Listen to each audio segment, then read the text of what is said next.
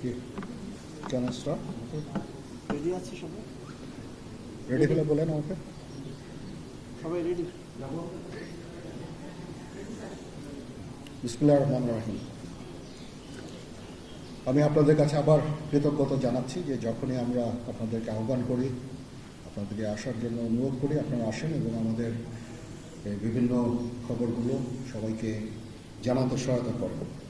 আজকে আপনাদের প্রতি কৃতজ্ঞতা। আপনারা আজকে খুব কম সময়ের মধ্যে আপনারা এসেছেন। ভাবলাম যে কি পরিস্থিতি হচ্ছে, কি হচ্ছে, এই ব্যাপারগুলো নিয়ে আপনাদের সাথে আবার একটু কথা বলি। কিছুক্ষণ আগে আমি আমার কমান্ডারদের সাথে, জিওসিদের সাথে কথা বলেছি। পরিস্থিতি এখন অনেক উন্নতি হচ্ছে। আস্তে আস্তে ধীরে ধীরে আমার ধারণা যে 3-4 দিনের মধ্যে পরিস্থিতি স্বাভাবিক পর্যায়ে চলে আসবে। তবে যারা এই সমস্ত অপরাধ করেছে তাদেরকে আমরা ছাড় দিব না। অবশ্যই তাদেরকে তাদের বিরুদ্ধে আইনানুগ ব্যবস্থা গ্রহণ করা হবে। আপনারা দেখতে পাচ্ছেন আমার সাথে 2 নেভি চিফ এবং এয়ার চিফ আছেন। আমরা একসাথে কাজ করছি। কিছুক্ষণ আগে আমার প্রফেসর ইউনুসের সাথেও কথা হয়েছে। ওনার সাথে কথা বলে আমার খুব ভালো লাগলো। আমার কাছে মনে হয়েছে উনি অত্যন্ত আগ্রহী এই কাজটা করার জন্য, এবং আমি নিশ্চিত যে উনি আমাদেরকে একটা সুন্দর গণতান্ত্রিক প্রক্রিয়ায় আমাদের নিয়ে যেতে সক্ষম হবেন এবং আমরা এ থেকে উপকৃত হব। আর আমি দেখলাম যে স্টুডেন্ট এবং ভলেন্টিয়ার্সরা অত্যন্ত চমৎকার কাজ করছে। যেহেতু এখন ট্রাফিক পুলিশ ছিল না, তারা ট্রাফিকিংয়ের কাজ করছে, বিভিন্ন রাস্তা পরিষ্কার করা, যে সমস্ত ভ্যান্ডালাইজেশন হয়েছে যে সমস্ত স্থাপনাগুলোতে, ওগুলোকে পরিষ্কার করা। আমরা অত্যন্ত আনন্দিত যে তারা এই ভালো কাজগুলো চালিয়ে যাচ্ছে। আমি তাদেরকে অনুরোধ করব যে এই ভালো কাজগুলো যেন তারা চালিয়ে যায় এবং বিভিন্ন জায়গায় ঢাকার বাইরে যে সমস্ত লুটতরাজ অপরাধ সংগঠিত হচ্ছে ওগুলো প্রতিহত করার জন্য আমি তাদেরকে অনুরোধ করেছিলাম এবং তারা সেই কাজও করছে। এবং আমি নিশ্চিত যে আমরা সবাই মিলে একটা সুন্দর আবার স্বাভাবিক পরিস্থিতিতে আমরা ফেরত চলে আসতে পারব। আপনারা জানেন যে আমরা কেয়ারটেকার গভর্নমেন্টের প্রধান ডক্টর ইউনূসকে আমরা নির্বাচন করেছি অনেক আলোচনা করে। আমরা নিজেদের মধ্যে অনেক আলোচনা করেছি এবং সমস্ত রাজনৈতিক নেতৃবৃন্দের সাথে, স্টুডেন্ট কোঅর্ডিনেটরদের সাথে আলোচনা করেছি। আমার সাথে নেভি চিফ এবং এয়ার চিফ ওনারাও ছিলেন এবং মহামান্য রাষ্ট্রপতির সাথে আমরা আলোচনা করেছি এবং আলোচনা করে আমরা সর্বসম্মতভাবে সম্মত হয়েছি এবং ওনার কাছে প্রস্তাব দিয়েছি চিফ অ্যাডভাইজার ডক্টর ইউনূসকে করার জন্য এবং উনি এখন আমাদের চিফ অ্যাডভাইজার। কালকে আসবেন, কালকে হয়তো দুপুরে উনি এসে পৌঁছাবেন। আমি ওনাকে রিসিভ করতে যাব। আমরা ওনাকে সর্বতোভাবে সহায়তা করব।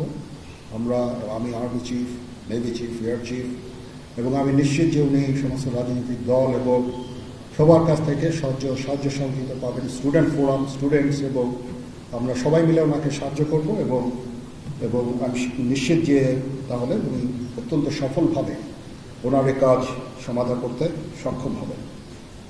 অনেক ধরনের গুজব চলছে। আমি জনগণকে আহ্বান করব এ ধরনের গুজবে যেন কান না দেয়। আমরা একটা চমৎকার পরিবেশে সুন্দরভাবে সবাই মিলে আমরা কাজ করে যাচ্ছি। আমার সেনাবাহিনী নিয়ে বিভিন্ন সেনানিবাসের মধ্যে বিভিন্ন কিছু হচ্ছে ইত্যাদি সমস্ত গুজব রটনা করা হচ্ছে। এগুলোকে আপনারা কান দিবেন না এবং আপনারা এই ধরনের গুজব ছড়াতেও দয়া করে সাহায্য করবেন না। আমি জানি সবাই এটা ইচ্ছা করে করেন না, হয়তো আউট অফ প্যানিক আপনারা এটা করেন। এই জিনিসটা থেকে নিবৃত্ত থাকলে এটা ভালো হবে এবং আরেকজনকে কোনো নিশ্চিত না হয়ে কাউকে এ ধরনের কোনো খবর সংবাদ আপনারা দেওয়া থেকে বিরত থাকবেন, তাহলে এটা আমাদেরকে সাহায্য করবে। পুলিশের পুনর্গঠনের কাজ চলছে। এখন পুলিশ প্রধান একজন নিয়োগ দেওয়া হয়েছে। আমি নিশ্চিত যে পুলিশের মনোবল আবার ফেরত আসবে এবং পুলিশ একটা প্রফেশনাল ফোর্স হিসাবে ভালোভাবে তাদের দায়িত্ব পালন করতে সক্ষম হবে। সর্বশেষে আমি আপনাদের নিশ্চিত করতে চাচ্ছি যে সেনাবাহিনী, নৌবাহিনী, বিমান বাহিনী সর্বদা জনগণের সাথে আছে এবং থাকবে এবং আমরা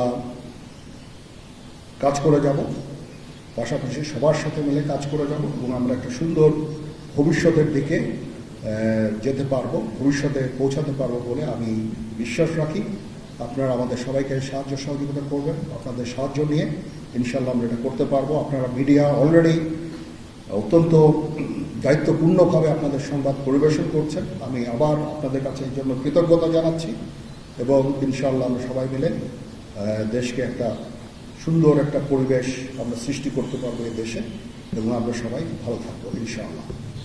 এখন আপনাদের যদি কোনো কোয়ারিজ থাকে, কোনো প্রশ্ন থাকে আমাকে করতে পারেন। আমি যদি আমার জানা থাকে আমি অবশ্যই এটা উত্তর দেব। কালকে আমরা শপথ গ্রহণের জন্য যথাসাধ্য চেষ্টা করছি। একটা প্রস্তাব ছিল বিকালে করার, বিকালে খুব টাইট হয়ে যেতে পারে কিন্তু উনি 2:10 দিকে হয়তো এখানে আসবেন। এটা মেবি ভেরি টাইট। আমরা হয়তো তাইলে রাত্রেবেলা রাত 8টার দিকে করতে পারি। হয়তো 400 জন লোকের উপস্থিতি এখানে থাকবে। এই পরিসরে আমরা শপথ গ্রহণের অনুষ্ঠান ইনশাল্লাহ করব। আমরা দেখেছি যে সেনাবাহিনী বাংলাদেশ এবং বাইরে যে কোনো দুর্যোগ এগুলো কিছু মোকাবেলা করতে সক্ষম। রিসেন্টলি আমরা দেখতে পাচ্ছি যে বাংলাদেশের বিভিন্ন জায়গায় দুর্বৃত্তরা ডাকাতি থেকে শুরু করে লুটতরাজ করছে এবং গতকাল রাতের বেলা মোহাম্মদপুর, ধানমন্ডি এই এলাকাগুলোতে ঘটনা ঘটছে, রাজধানী সহ। এবং এই বিষয়ে আসলে সেনাবাহিনী কি পদক্ষেপ নিচ্ছে, সাধারণ মানুষ কিন্তু কি উদ্বেগ উৎপাদনের মধ্যে? হ্যাঁ, প্রথম কথা হচ্ছে যে আমি দায়িত্ব নিয়েছিলাম অবশ্যই, এবং আমি রাজনৈতিক নেতৃবৃন্দর কাছ থেকে কথাও আমি ওনাদের কাছ থেকে ওনাদেরকে আমি বলেছিলাম যে আপনারা আমাদের সাহায্য করেন, যে মুহূর্তে এই ট্রানজিশনটা হবে এ ধরনের সমস্যার সৃষ্টি হতে পারে। ওনারাও আমাকে বলেছিলেন যে ওনাদের যতদূর সম্ভব সাহায্য করবেন। তারপরেও কিছু কিছু ঘটনা ঘটেছে। এটা ঘটার পেছনে তো কিছু কারণও আছে এবং আমরা ইনিশিয়ালি হয়তো কিছু এরকম ঘটনা ঘটেছে, বা তারপরে এখন পরিস্থিতি কিন্তু অনেক শান্ত হয়ে আসছে। আমরা আমাদের যত স্ট্রেংথ আছে, পুলিশ কিন্তু নন এক্সিস্টিং, পুলিশ কোনো ডিউটিতে নাই। পুলিশের একটা বড় ফোর্স, এটার যে ভয়েড যেটা সৃষ্টি হয়েছে, এই ভয়েডটা সেনাবাহিনীর স্ট্রেংথ দিয়ে এটা পুরা করা সম্ভব না। আর তারপরেও আমরা যথাসাধ্য চেষ্টা করে যাচ্ছি এবং হাজার হাজার লোককে আমরা কিন্তু এই সমস্ত সমস্যা থেকে আমরা উদ্ধার করেছি। বহু পুলিশ, আমার জানা মতে বহু পুলিশ, অনেক থানা, তারপরে সরকারি কর্মকর্তা কর্মচারীদের রেস্কিউ করা, এই সমস্ত কাজগুলো আমরা করেছি। আমরা সমস্ত ইম্পর্টেন্ট জায়গা যেমন বিমানবন্দর, ডিপ্লোম্যাটিক এরিয়া, সেক্রেটারিয়েট, জাজেসদের অ্যাকোমোডেশন, তারপরে সেক্রেটারিদের অ্যাকোমোডেশন, এই সমস্ত গুরুত্বপূর্ণ জায়গাগুলিও আমরা প্রোটেক্ট করছি এবং বিভিন্ন জায়গায় পেট্রোলিং করা হচ্ছে। তারপরেও একটা ইনিশিয়ালি দু একদিন এটা হয়েছে, সেজন্য আমি অত্যন্ত দুঃখিত এবং বিব্রত। যাই হোক, এটা আমার যে স্ট্রেংথ যা ছিল এটা নেভি, এয়ারফোর্সও তারা তাদের মতো করে করেছে। আমরা যথাসাধ্য চেষ্টা করেছি, তারপরেও কিছু হয়ে গেছে। এটা আমার জাস্ট সিম্পলি আমাদের এনাফ স্ট্রেংথ ছিল না। বাট আমি নিশ্চিত যখন পুলিশ পুনর্গঠন হয়ে যাবে, তারা যখন আবার কাজে নেমে যাবে, তখন এই ভয়েডটা খুব সহজেই আমরা পূরণ করতে পারবো। পুলিশের একটা বিরাট সংখ্যক ফোর্স, পুলিশ ইজ একটা বড় ফোর্স।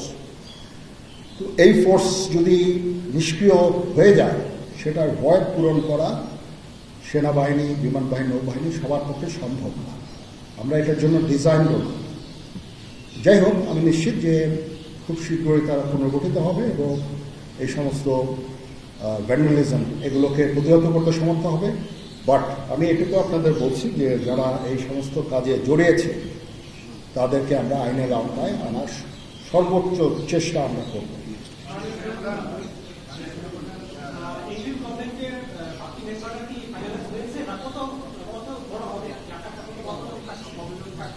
আমার ধারণা আপাতত 15 জন হতে পারে, তারপরেও 2-1 আপ অ্যান্ড ডাউন এটা করতে পারে, এরকম একটা সংখ্যক এবং মোটামুটি একটা দাঁড়িয়ে যাচ্ছে। যেহেতু এটা ফর্মালি প্রকাশ করা হয়নি, এটা নিয়ে আমি আর আপনাদের সাথে কথা বলতে চাচ্ছি না। জি,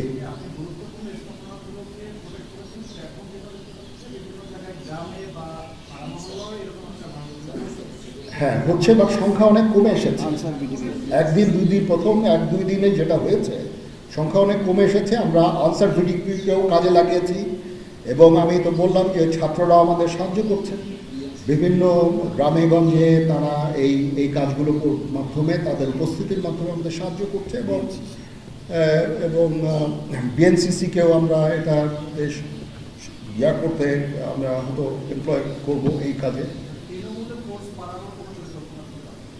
আমি আমার যত ফোর্স আছে মিলিটারি সব অল ডিপ্লয় এবং তারা তাদের সাধ্যমতো এই কাজে নিয়োজিত।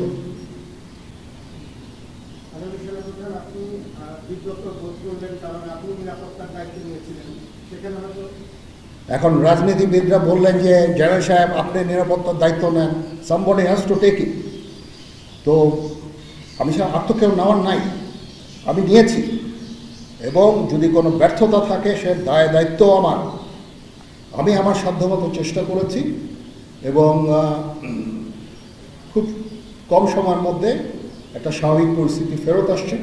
আমাদের আরও অনেক কাজ করতে হবে ইনশাল্লাহ। আমাকে একটু সময় দেন, আমরা এই নর্মালসিতে নিয়ে চলে আসবো ইনশাল্লাহ। ওকে, সবাই ভালো থাকেন, সুস্থ থাকেন, আল্লাহ হাফিজ।